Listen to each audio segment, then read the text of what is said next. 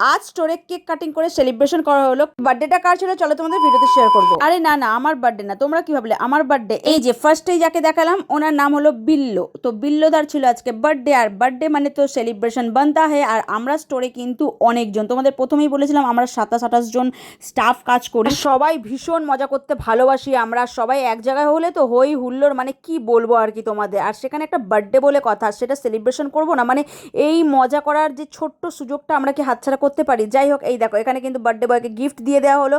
দেন birthday বয়ের জন্য কিন্তু কেক চলে এসছে, পুরো একদম চকলেটি চকলেটি ব্যাপার আর কি।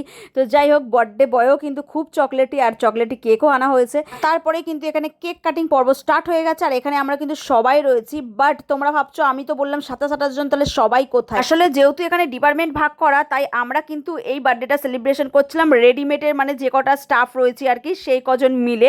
শাড়ি ডিপার্টমেন্টের কিন্তু লোকজন সব ওইদিকে রয়েছে, তাই তোমরা ওদেরকে দেখতে পাচ্ছ না। তো যাই হোক, এখন খাচ্ছি আমি চিকেন পেস্ট্রি, আর এটা কিন্তু মানে বার্থডে বয় আমাদেরকে খাইয়েছিল। যেহেতু বার্থডে সেলিব্রেশন করা হয়েছিল, তাই বার্থডে বয়ও আমাদেরকে কিন্তু ট্রিট দিয়েছিল। তো যাই হোক, আজকে মিনি ব্লগটা এটুকু ছিল। কেমন লাগলো জানাবে, ভালো লাগলে লাইক এবং শেয়ার, পেজটা ফলো করো, বাই।